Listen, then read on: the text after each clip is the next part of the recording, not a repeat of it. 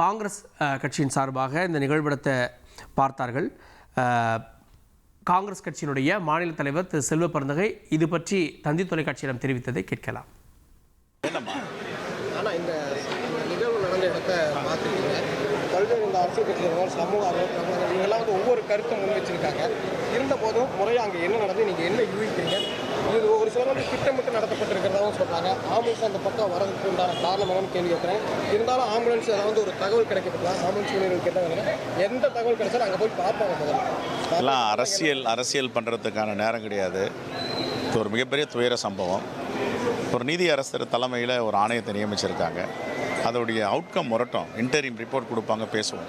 இப்போ எடுத்த கவுத்தன்ட்டு யார் மேலேயாவது பழிய போகிறதுக்கு நாங்கள் தயாரில்லை. காங்கிரஸ் பேரியக்கம் பிணத்தின் மீது அரசியல் செய்யும் கட்சி கிடையாது.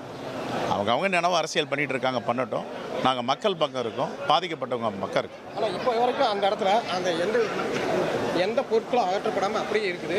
எப்பவுமே ஒரு சம்பவம் நடந்தால் 2 நாட்கள் 3 நாட்களுக்குள்ளே வந்து அகற்றிடுவாங்க. இருந்தாலும் இதற்கு என்ன காரணம் நம்ம தெரிஞ்சுக்கலாம். கமிஷன் போட்டிருக்காங்கல்ல, கமிஷன் வந்து என்கொயரி பண்ணணும்ல, எவிடன்ஸ் எடுக்கணும்ல. அதனால் அந்த ஏரியாவை ஃப்ரீஸ் பண்ணி வைப்பாங்க. எப்போவுமே எல்லா இடத்துலையும் நடக்கிறது தான். ஒரு சம்பவம் நடக்குது, ஒரு ஆணையம் போட்டாங்களோ அந்த இடத்த ஃப்ரீஸ் பண்ணி வைப்பாங்க. ஆனால் இப்போ அந்த இடத்துல வந்து பார்வையிட்டீங்க, உங்கள் குழுவும் வந்திருக்காங்க, அமைச்சர்கள் வந்திருக்காங்க.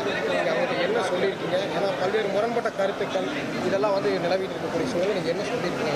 என்ன ஒரு ஆறுதல் மட்டும் தான் சொல்கிறேன். இப்போ ஆறுதல் மட்டும் தான் தேவையானது. யாரையும் இப்போதைக்கு குற்றம் சாட்ட முடியாது. ஒரு கமிஷன் போட்டிருக்காங்க, அவங்க விசாரணை நடத்துவாங்க அப்படின்ற செய்திகளை தமிழ்நாடு காங்கிரஸ் கமிட்டியினுடைய தலைவர் திரு செல்வ பெருந்தகை கூறினார். இந்த விவகாரத்தில் நாங்கள் பிண அரசியல் செய்ய விரும்பலை அப்படின்னு அவர் குறிப்பிட்டதையும் நம்ம கேட்க முடிந்தது.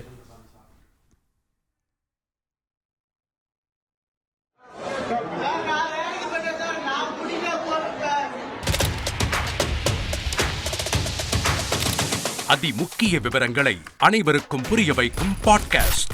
பொருளாதார பல ட்ரில்லியன் ஆயுதங்களை கொள்முதல் செய்கிறது. சம்பவங்களை தேடி களத்திற்கே உங்களை அழைத்துச் செல்லும் ஸ்பாட்லைட். அங்க இருக்கக்கூடிய கள விவரங்கள் என்ன? ராணுவம் 5 வருஷமாவே சார் எனக்கு ரொம்ப பிடிக்கும் அவர் வர்றதுக்காக. எங்களுடைய நியாயமான கோரிக்கை. Even at the cost of stopping. பார்வையாளர்களையும் செய்திக்குள் பங்கெடுக்கச் செய்யும் மக்கள் குரல். 50 ரூபாய் எங்களுக்கு தண்ணிக்கு ஒரு தீர்வே இல்லைங்க. 10 வருஷமா எங்களுக்கு சரியான ஒரு விடிவு கிடைக்கவில்லை. 60,000 ஏக்கருக்கு தான் கேட்கிறோம், பிச்சை கேட்கறாங்க. புத்தம் புதிதாக, வித்தியாசமாக. சில இடங்கள்ல பாகிஸ்தான்லயே பாராட்ட வேண்டாம், ஆனால் அதற்கு கொச்சைப்படுத்த வேண்டாம் என்று நான் கேட்டுக்கொள்கிறேன். மதத்தால் இனத்தால் மக்களை எப்படியெல்லாம் பிளவுபடுத்த முடியுமோ அந்த பிளவிற்குண்டான ஆயுதமாக இந்த மாநாட்டை அவர்கள் பயன்படுத்த நினைக்கின்றார்கள். அரசியலிலிருந்து சினிமா தனித்து இயங்க முடியாது.